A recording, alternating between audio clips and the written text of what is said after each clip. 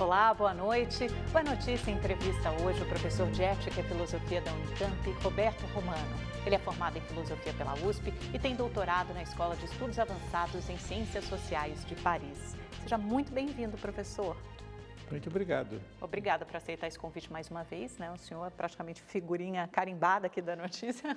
Obrigado. É bom porque é tanta coisa para discutir e os fatos vão se sucedendo com tanta velocidade, tanta rapidez, que a gente sempre tem um assunto novo, né, professor? Claro. E agora a gente se aproxima da marca de 100 dias do governo Bolsonaro. E eu queria que a gente fizesse uma reflexão sobre esses primeiros 100 dias, os caminhos que o governo Bolsonaro, para os quais o governo Bolsonaro aponta e o que o senhor destacaria desses 3 meses de governo? Bom, em primeiro lugar, que me parece o mais notório, é o fato dele ser um governo que não tem uma coesão programática. Ele não foi eleito segundo um plano de ação. Veja, você teve durante o período o governo Juscelino Kubitschek, você tinha o plano de metas. Então, era um plano que se sobrepunha aos particulares do governo, inclusive aos que apoiavam ou não esse governo. Depois você teve a tentativa de impor um plano, no caso de Jânio Quadros, e já não deu certo, porque você não tinha mais a coesão interna. O Jânio foi eleito pela UDN como força hegemônica, mas não teve o apoio da UDN no Congresso Nacional. Então, ele não pôde desenvolver um plano acertado. Depois você teve Jango, que tentou ressuscitar as famosas reformas de base, que eram uma ideia diretriz formulada por pessoas competentes, como Celso Furtado e outros. Mas também não conseguiu emplacar isso, nem no Congresso, nem na sociedade. E os militares tentaram governar segundo um plano, né? Havia, desde o plano internacional, em questão de segurança nacional, em termos de relações de poder, por exemplo, mais de 200 milhas, você teve o acordo com a Alemanha por energia nuclear. Enfim, havia uma série de ideias diretrizes desses governos. E no caso do governo Geisel ficou muito clara essa ideia diretriz. Durante os governos civis que se sucederam ao regime de exceção, você teve no período Collor uma anarquia muito grande também de projetos. Você teve Itamar, que conseguiu estabelecer, apesar de toda a situação caótica do país, um plano de recuperação econômica, que foi o Plano Real. Né? Controlar a inflação, controlar né? a inflação e, ao mesmo tempo, abrir caminhos. Por exemplo, essa questão do combate à corrupção. É bom lembrar que o ministro Murilo Ringel, que era ministro da Educação de Itamar, fechou o Conselho Federal de Educação por corrupção. Então, você teve uma ideia de um breve governo, né, do Itamar, frutos muito fortes. O governo Fernando Henrique e o governo Lula aproveitaram esse plano. No setor macroeconômico, você vê que não houve uma mudança radical em relação a esse plano. A coisa começou a ficar complicada no governo Dilma Rousseff, né, que esses princípios básicos que foram estabelecidos no governo Itamar foram desrespeitados em boa parte. E hoje nós nos encontramos diante de um governo que não tem um plano nacional. A reforma da Previdência não pode ser considerado um plano, pelo menos o primeiro passo, esboço de um plano que pelo menos coloque o país numa rota de crescimento? Veja, isso é uma parte de um plano. Que, aliás, talvez nem seja plano dele, né? Um plano do Paulo Guedes que foi veio, adotado, endossado por ele. E que são tentativas que vêm desde o período Fernando Henrique Cardoso. Fernando Henrique Cardoso tentou uma reforma da Previdência, Luiz Inácio da Silva tentou uma reforma da Previdência, A Dilma Rousseff evitou esse tema e agora ele volta com toda a força. E o Temer colocou isso muito claramente também. Avançou no Congresso, na Câmara dos Deputados, até onde pôde, mas a reforma da Previdência entrou definitivamente no debate nacional, debate público nacional. Exatamente. Agora, veja, é como se você tivesse com um navio totalmente avariado e você cuidasse apenas da casa de máquinas. Ou se você cuidasse de uma ruptura no casco. Na sua concepção, na sua avaliação, o que deveria ser um projeto de país, um plano de governo? Olha, um país, ele vive desde a produção primária, agricultura, agropecuária, indústria, ciência e tecnologia, educação, né, cultura, etc. Quer dizer, são prismas essenciais para um projeto de nação e um projeto de Estado. Quando você olha o quadro atual, você vê do governo Bolsonaro, você vê que não existem determinados setores. Por exemplo, o setor do Ministério da Educação é uma bagunça, uma inexistência, é um vácuo, né? Agora tentaram resolver colocando um militar para segundo do Ministério. Mas um indivíduo não resolve o problema. Será que a gente não pode encarar mais como um governo de desconstrução? Porque ele mesmo usou essa palavra, desconstruir o que a esquerda fez. Então, mais do que um governo que coloque propostas novas, mas desconstruir o que eles julgam que estava errado. Aí na cultura, com a Lei Rouanet, na educação, com escola sem partido e assim por diante. Veja, o problema é que isso é um elemento que pertence ao campo da fake news e não da verdade. Porque, veja, a esquerda, se você considerar de esquerda o período do Itamar, porque o Itamar não era propriamente um presidente de direita. Ele era do MDB que resistiu à ditadura bravamente, né? Desde o governo Itamar até o governo Dilma, a esquerda nunca corroeu as bases institucionais do poder do Brasil. Então, veja, se diz que está se tentando uma desconstrução, não é propriamente do que a esquerda fez. É exatamente aquilo que restou do Estado de Direito que foi instaurado a partir da Constituição de 88.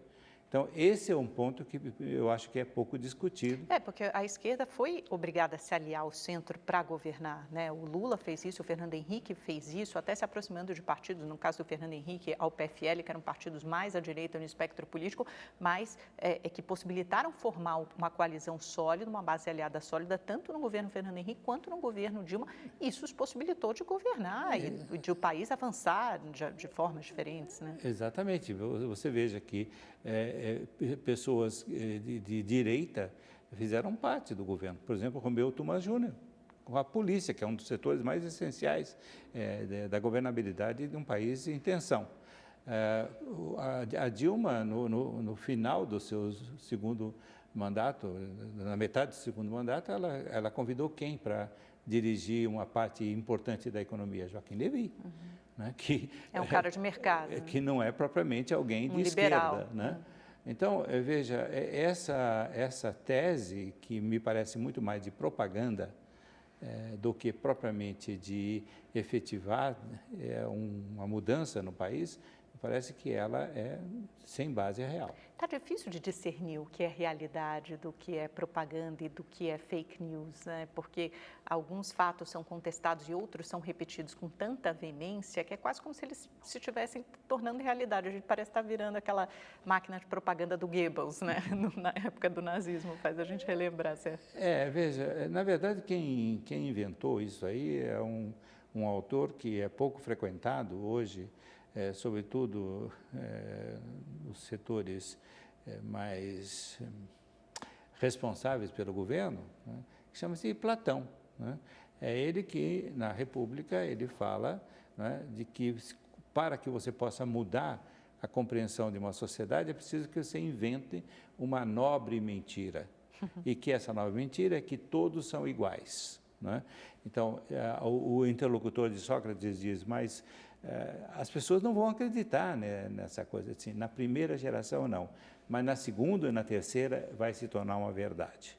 E Goebbels era um erudito, doutor de filosofia, então ele sabia bem qual era a fonte que ele estava usando. Então, veja, essa é uma questão essencial da retórica e da luta política. Se você repete uma mentira múltiplas vezes, evidentemente alguém vai acreditar, né? E aí ela pode se tornar uma verdade falsa.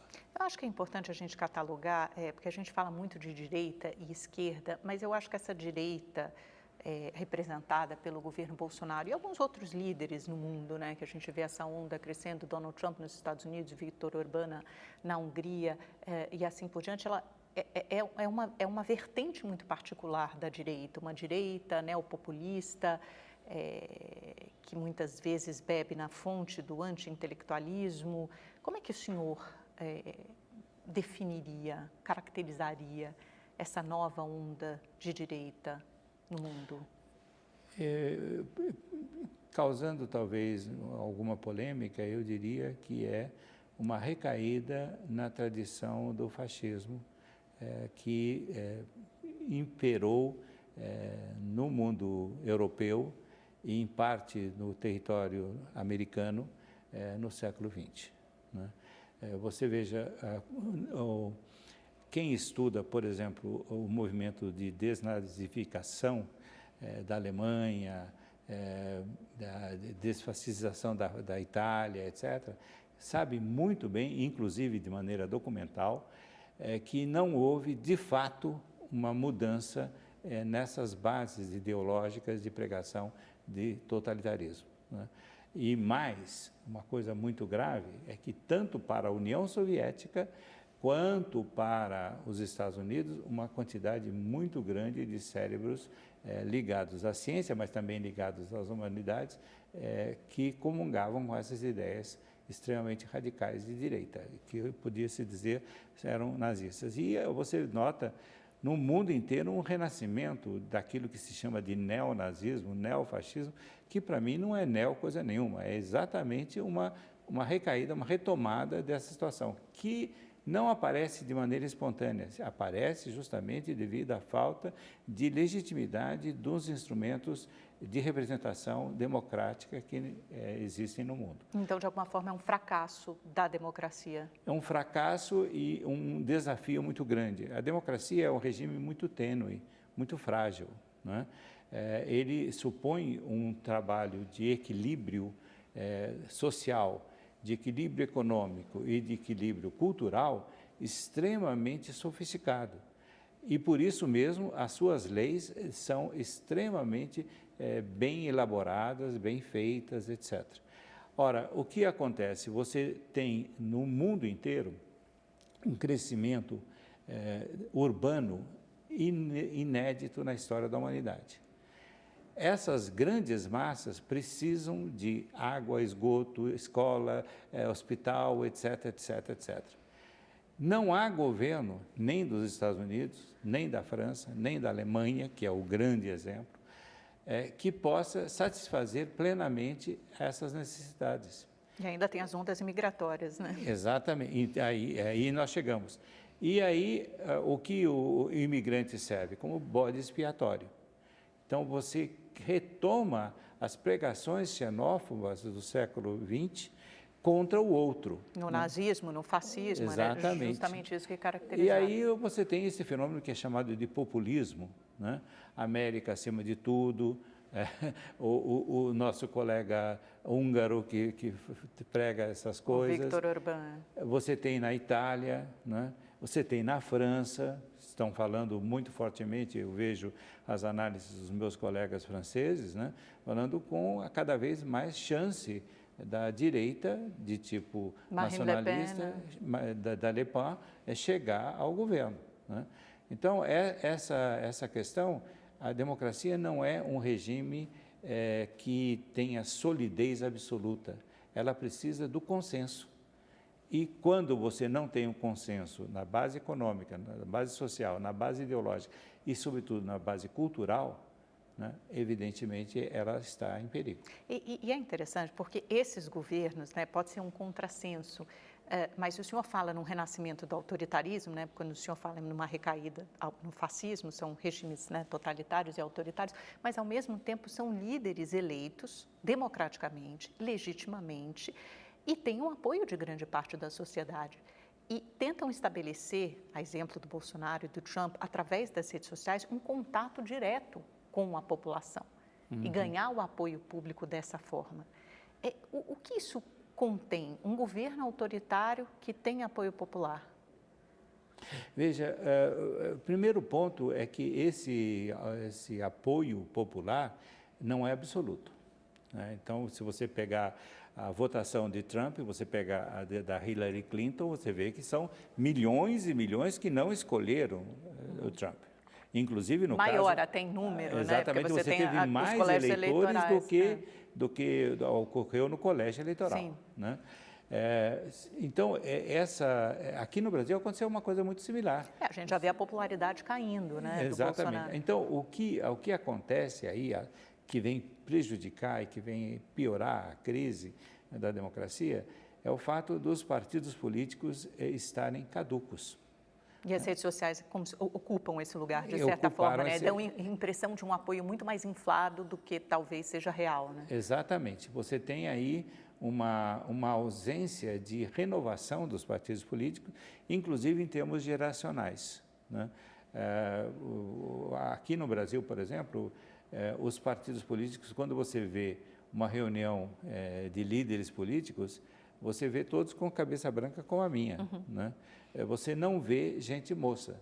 E a gente moça, muitas vezes, é subserviente a esses caciques, né? É um fenômeno que já foi diagnosticado no começo do século XX por Max Weber, foi retomado por Robert Michels, né? Que é a oligarquização dos partidos políticos. Os nossos partidos são mais do que oligarcas, eles são uma federação de donos de partidos, né?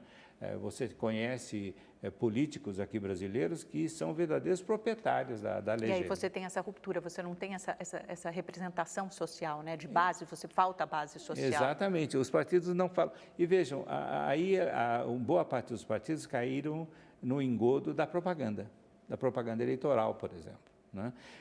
Fizeram alianças, prejudicaram alianças, tendo em vista ganhar um tempo na televisão para a propaganda e no rádio para a propaganda política. E, com isso, não se mobilizaram em termos de base das suas militâncias. Você veja, nós não temos até hoje, em nenhum partido político brasileiro, o mecanismo da eleição primária. Né? Eleição primária, não essas convenções em que se juntam lá meia dúzia de pessoas, né, e proclamam o resultado. Alguma coisa mais parecida com o sistema eleitoral americano? Você tem uma longa discussão, né? Um ano antes da eleição, da data da eleição, já começam as discussões internas no partido. Veja, o próprio Max Weber, analisando essa questão dos partidos, ele mostra como essa prática começa na Inglaterra, que no sentido de tirar da mão dos conservadores que dominavam partidos, né, o controle desses partidos. Então, você teve o caucus, né, as pessoas que começaram, através dessas eleições internas, a derrubar velhas oligarquias partidárias, o que possibilitou tanto ao Partido Conservador inglês quanto ao Partido Trabalhista ter forças para enfrentar o tempo. Os nossos partidos duram 3 dias e mudam de nome em 3 dias também, né? Eles não têm consistência interna. E acham que isso é renovação. Professor, vamos falar um pouquinho sobre o futuro, antes da gente começar a discutir, acho que o governo Bolsonaro propriamente dito, né, e temas mais concretos, como reforma da Previdência, articulação política, articulação com o Congresso.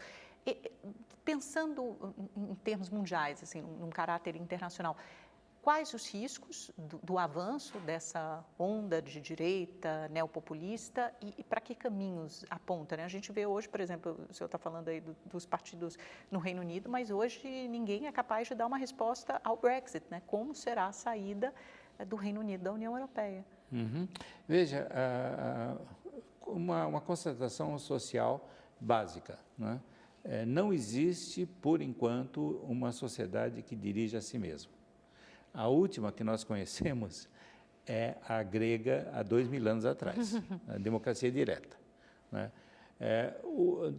Eles tentam fazer isso de alguma forma, né? Com esse negócio de rede social, tentar fazer esse contato direto com o eleitor, como se você fosse substituir os partidos, mas isso não parece muito factível, interessante, né? Isso, mas veja, o que acontece é que na Grécia, ou durante todo o período romano e do período da democracia moderna, você tinha o contato direto dos políticos e dos partidos com a população através dos comícios e das campanhas eleitorais.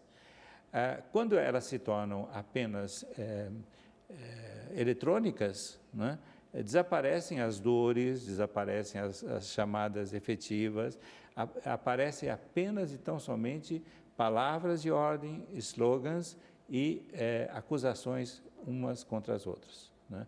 Então, você não tem mais aquele trato com questões cruciais de habitação, de alimentação, etc. Isso tudo desaparece. Se você fizer uma análise dos debates nas redes sociais entre apoiadores do atual governo e contrários, você vê que desapareceram as questões todas, até mesmo de ordem econômica, por incrível que pareça, né? Você discute a Previdência, mas como se fosse um dado em si, deslocado, né, desconectado de todo um sistema que está ligado a esse problema. E é um debate puramente ideológico, né? Uma ideologia que não encontra amparo na realidade, na angústia, nas agonias do dia a dia das pessoas, desemprego, como o senhor disse, habitação, saneamento básico, etc.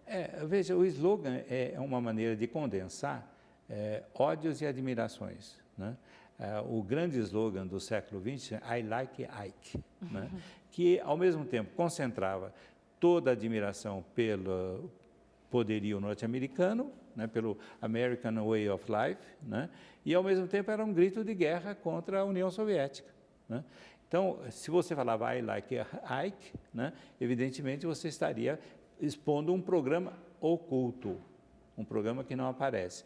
O problema do slogan é isso, é que ele sintetiza e consegue adesões a coisas que não são demonstradas e não são demonstráveis, porque exigiria tempo. A rapidez da internet, a rapidez das redes sociais, justamente esconde a realidade da vida, que não é tão rápida assim. Vamos tentar adaptar tudo isso à nossa realidade, né? Colocar essa discussão num panorama, numa dimensão mais concreta.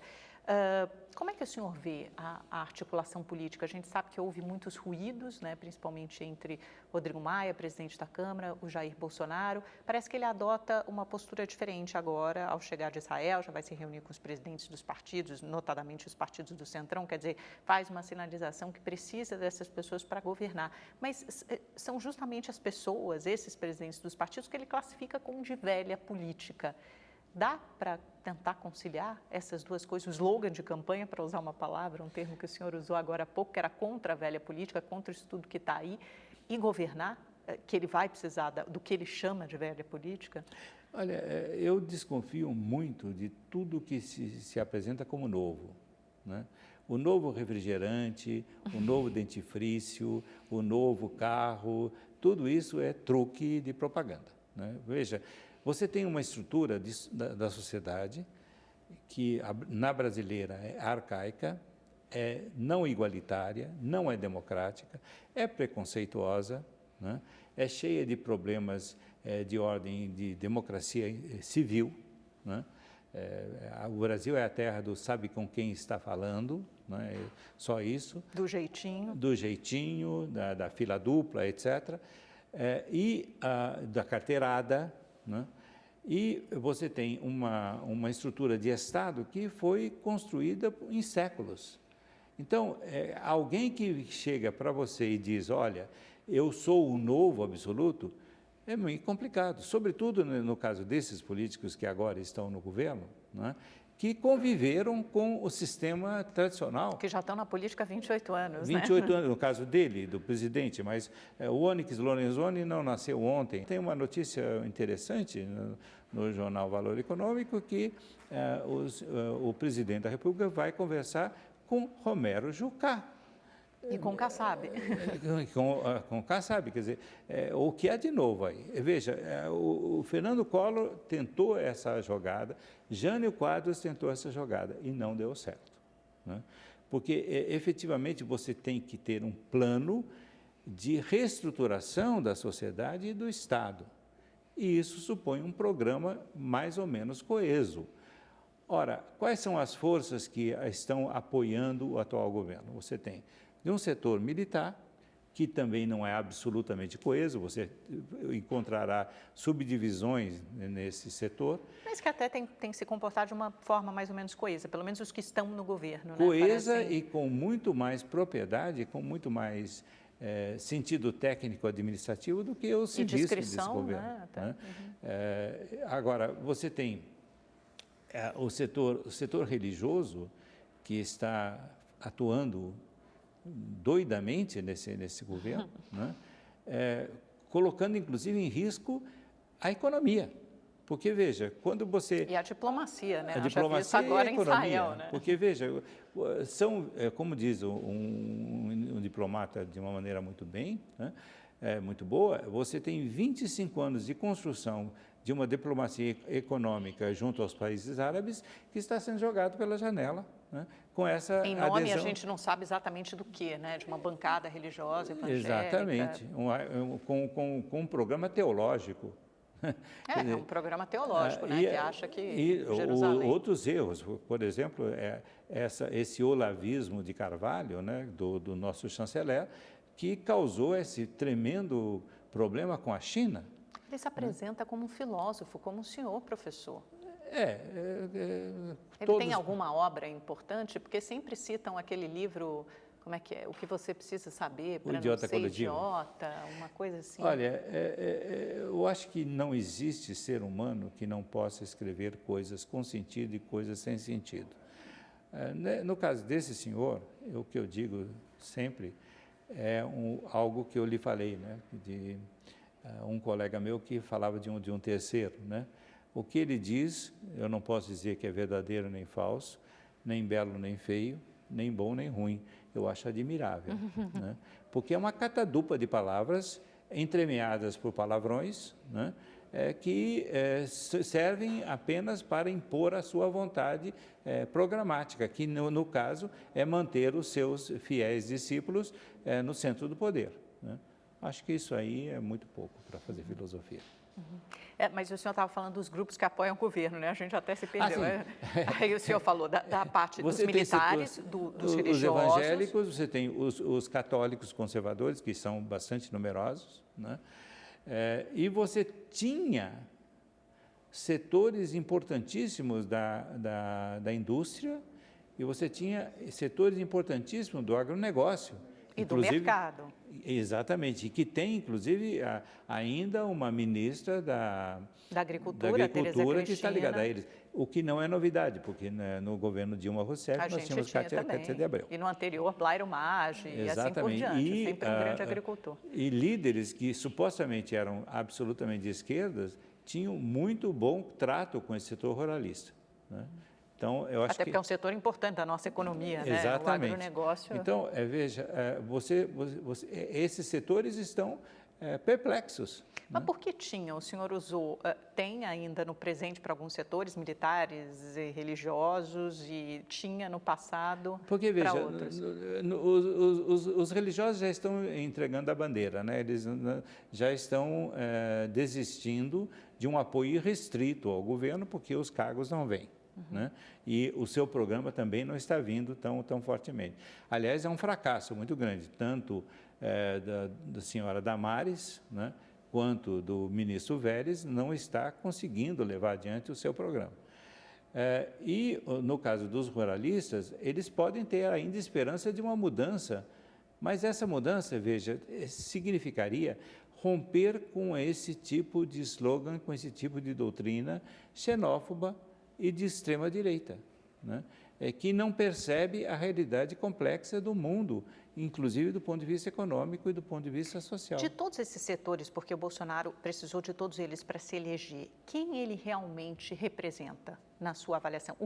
No que ele realmente acredita? Porque certamente não é na reforma da Previdência, né? Isso veio a reboque junto com o Paulo Guedes. Foi a condição para o Paulo Guedes pular no barco para ele conseguir o apoio da indústria, do mercado financeiro, etc., da elite econômica. O que define o presidente Bolsonaro?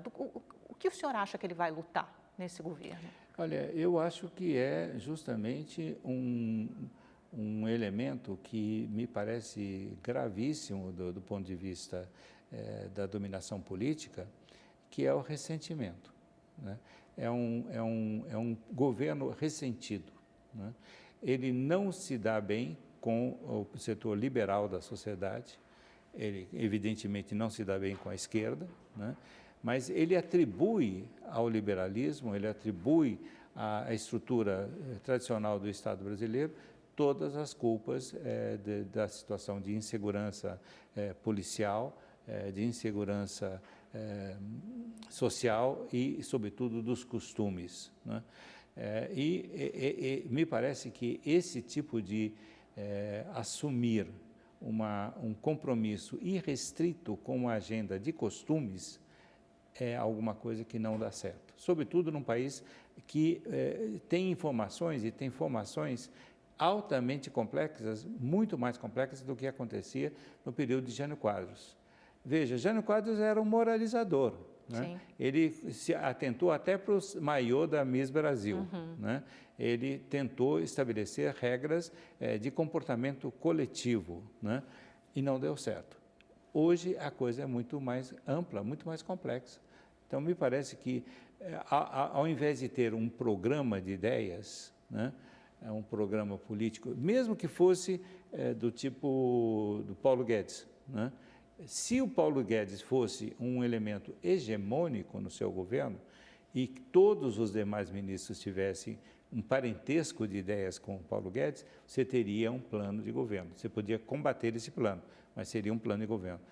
Hoje, me parece, você vai me perdoar, talvez a ironia ou a grosseria, nós temos um incrível exército de Branca Leone no Palácio Planalto.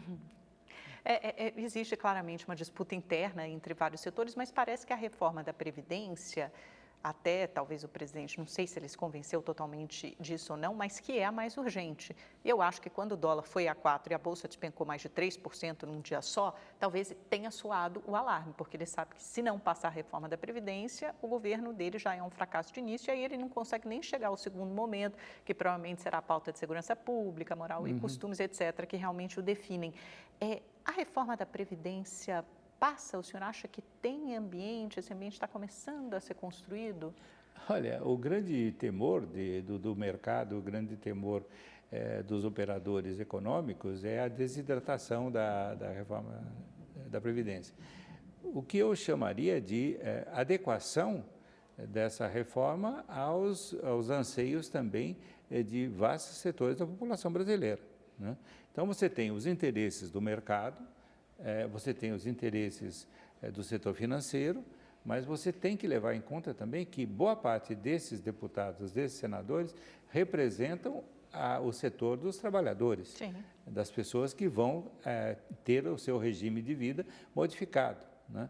A começar com questões que estão conectadas com ela, né? Por exemplo, a questão da reforma trabalhista, né, que já foi encaminhada, né, e está no vazio, está num vazio esperando essa reformulação da Previdência. Então, me parece que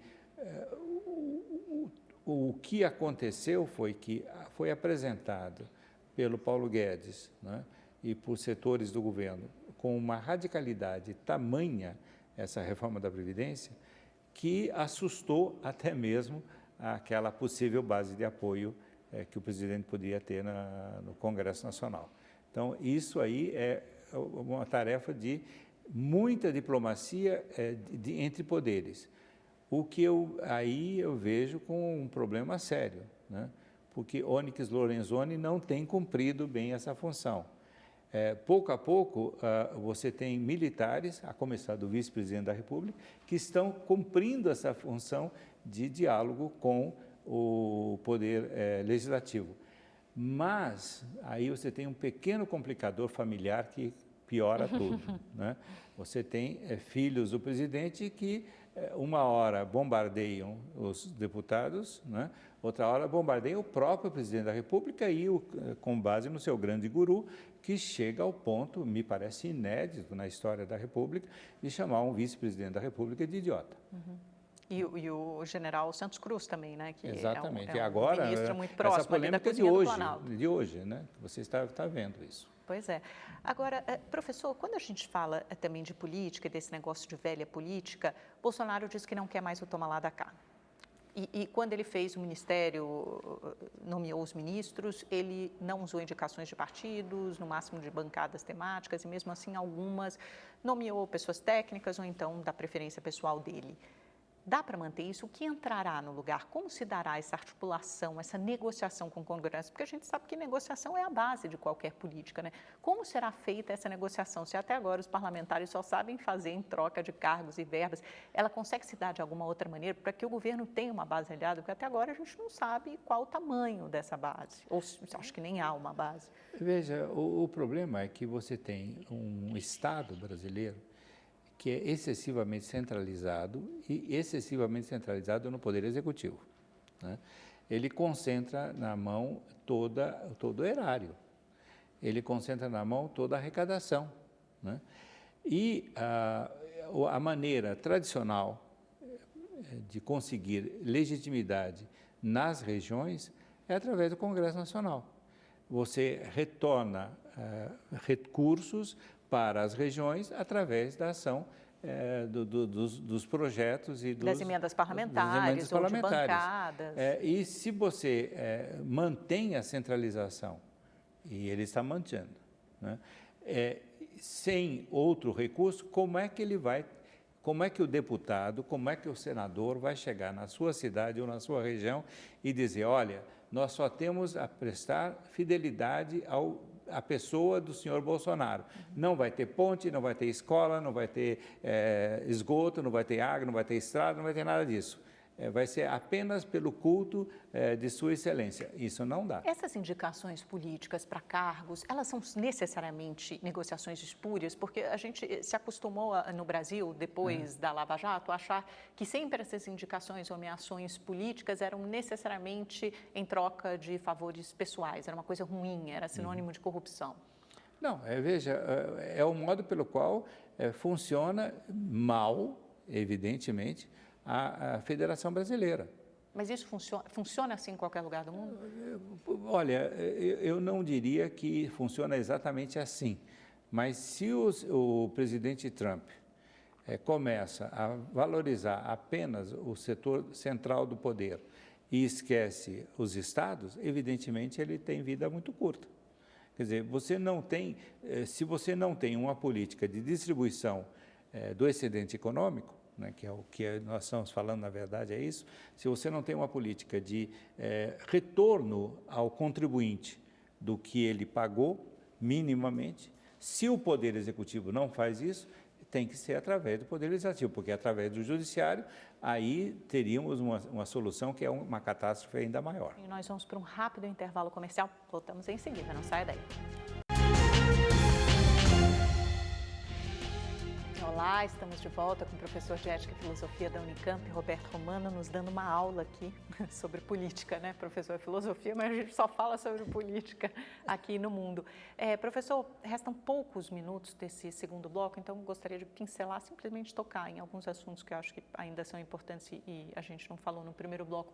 Política externa do governo Bolsonaro, essas primeiras viagens dos Estados Unidos, Chile, Israel, o que sinaliza? Sinaliza, veja, o Brasil nunca foi uma potência destinada à hegemonia mundial, né? Ele é sempre uma potência do meio, uma potência mediana, né? Houve muita tentativa, sobretudo no período Luiz Inácio da Silva, de conseguir um lugar no Conselho de Segurança da ONU. E isso se torna cada dia mais distante, né? O país não está aparelhado para a guerra. Você não tem forças armadas capazes de enfrentar países fortes. Embora isso fique um pouco no ar, né, com a questão da Venezuela. Exatamente. Você tem uma economia muito grande, mas que é instável na sua base, nos seus alicerces. Depende muito do humor do governante do momento.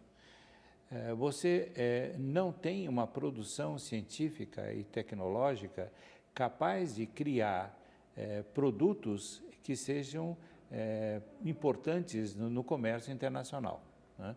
Você sabe, as mudanças tecnológicas ocorrem de minuto a minuto hoje, né? E precisa ter uma base científica e tecnológica. A gente está completamente fora desse jogo, né? Acho que a gente Estamos nunca participou. fora e o que é muito grave. Nós sabemos que para 2020 nós não teremos mais um sistema de financiamento de pesquisa autóctone no Brasil capaz de refazer esse programa de entrar no mercado internacional com os nossos produtos, né? No mesmo ponto, você tem uma situação de desemprego que cria uma força de trabalho ociosa que não tem mais condição de retorno para o mercado de trabalho. Então, isso traz uma situação muito complicada que, inclusive, vai ter consequências na política internacional. O número de brasileiros que vão imigrar vai ser muito grande e vai continuar muito grande.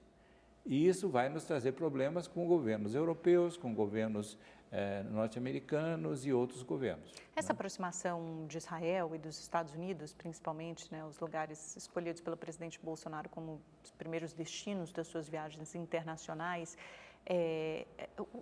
o que isso aponta? Quais os ganhos, possíveis ganhos, benefícios que isso traz e os riscos? Isso aponta uma virada de costas, uma ruptura com o sistema europeu de diplomacia e de economia, né? Esse é um ponto que é muito sério, porque, veja, ao mesmo tempo ele vai colaborar para o enfraquecimento das instituições democráticas europeias, isso é perfeitamente viável, e, ao mesmo tempo, se essas democracias europeias resistirem, elas estarão distantes cada vez mais do sistema brasileiro. Então, o Brasil vai estar isolado com, de um lado, Estados Unidos, com garantias mínimas, porque essa política de estreita relação se dá com o governo Trump. Veja, o Trump tem, sim, chances de ser reeleito, mas também os democratas têm condição de chegar à presidência da República. E a mesma coisa em relação ao Netanyahu em Israel. Exatamente. Então, veja, é uma aposta enorme em termos de política externa em coisas que podem desaparecer conjunturalmente. Porque não é o país, né? É o governo de plantão. Existe uma identificação ideológica com o governo de plantão desses países. Então, veja, a guerra e a diplomacia sempre se fazem com uma adequação de uma estratégia a uma tática e de uma tática a uma estratégia. Você tem uma relação harmoniosa de estratégia e de tática. O que eu noto na diplomacia brasileira nesse momento é apenas táticas, né? E não uma estratégia global. Se fôssemos pensar em termos de estratégia global, deveríamos levar em conta a Europa, deveríamos levar em conta a Rússia, deveríamos levar em conta muito mais fortemente a China. Aliás, e a a gente Índia. estava próximo a um acordo bilateral, né? Quer dizer, Mercosul e União Europeia, nem se fala mais nisso. Não se fala mais isso. Então, veja, eu acho que nós estamos sendo consumidos pelo imediatismo e não por uma visão de Estado de longo prazo. Professor, só para a gente finalizar, antes do nosso pinga-fogo, uma questão, a gente estava debatendo no intervalo, e o senhor acha importante eu também colocá-la, que é a falta de financiamento público para universidades, para a academia de uma forma geral, e o que isso pode gerar, o que isso representa de prejuízo, de custo para a nossa geração e, claro, para gerações futuras, para a geração de conhecimento. Veja, esse é um fenômeno, essa corrosão no financiamento da pesquisa, é alguma coisa que vem já do segundo governo Fernando Henrique Cardoso, que passou por uma crise séria no período Dilma Rousseff, né? E hoje nós estamos numa situação de absoluta calamidade, né? Se você não tem condição de produzir tecnologia e ciência no Brasil, você não tem condição de produzir aqui instrumentos que se transformam em mercadorias para o mercado mundial, né? Então, você não tem como conseguir recursos de sobrevivência para massas imensas de trabalhadores. Senão estamos condenados a ser eternamente os produtores de commodities, né? Commodities, né? Então parece uma desgraça, né? Nós voltamos à colônia, onde nós exportávamos pau-brasil, exportávamos açúcar, exportávamos ouro, esmeralda e etc. E a Europa, produto acabado, né? E a Europa, e nós tínhamos até privadas aqui feitas na Inglaterra, né? Então, veja, essa é uma situação dramática do Brasil. Quando eu digo que é uma potência mediana, não estou subestimando a nossa capacidade. O problema é que nós não temos força suficiente para enfrentar os nossos concorrentes em termos internacionais. Por exemplo, brigar com a China nesse momento me parece um desastre. Professor, vamos lá para o nosso pinga-fogo, então. Para finalizar a nossa entrevista, eu falo o nome de alguém, uma palavrinha, o senhor responde com uma palavra curta. Lava Jato. Extremamente útil no começo, hoje me parece extremamente problemática. 1964. Um golpe de Estado no velho estilo. Sérgio Moro.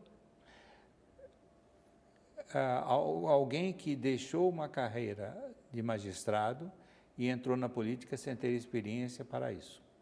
Gilmar Mendes. Uma pessoa polêmica, que muitas vezes defende causas corretas e outras vezes fala nos seus próprios interesses. Dias Toffoli. Prefiro não comentar. Supremo Tribunal Federal. Numa crise de estrutura e de determinação cada vez mais aguda. Não temos propriamente um Supremo Tribunal Federal, temos 11 juízes supremos no Tribunal Federal. João Dória. Alguém que foi produzido pelo marketing político e que continua fazendo marketing político. Rodrigo Maia. Alguém que teve um pai que foi perseguido pela ditadura e que se jogou nos braços do conservadorismo político brasileiro de bom grado. O projeto anticrime do ministro Moro. Extremamente perigoso. Me parece que não tem nada no sentido de prevenir, tem tudo no sentido de punir. E só punição não leva à solução dos problemas sociais da segurança pública. Posse de armas. Me parece que você pode ter uma tese positiva sobre ele. Os Estados Unidos têm a ideia da milícia como fonte de liberdade, mas no Brasil é uma grande ilusão você garantir que vendendo armas você vai ter segurança para o cidadão. Escola sem partido. Me parece uma das falsidades mais falsas produzidas pelos conservadores e de direita no Brasil. Hamilton Mourão. Alguém que assustou no começo, né, quando era apenas general no clube militar, e que na alta cúpula do poder tem se mostrado mais moderado e com mais capacidade de diálogo do que o próprio presidente da República. Lula. Uma liderança que continua importantíssima, que tem sido bastante sancionada pela direita e que tem um processo extremamente complicado no qual ainda não se notou provas cabais segundo o direito tradicional brasileiro. PT. Um partido que precisa se reinventar porque está caminhando para a insignificância. Bolsonaro. É complicado. Eu diria que se trata de alguém que ainda não percebeu que é presidente da República. Professor, muito obrigada. Uma delícia conversar com o senhor, como sempre. Obrigado. Volte mais vezes. Obrigado. Muito obrigada a você também pela sua companhia, pela audiência até essa hora. A gente se encontra na próxima terça-feira com um novo convidado, tá bom? Boa semana. Tchau, tchau. Obrigada.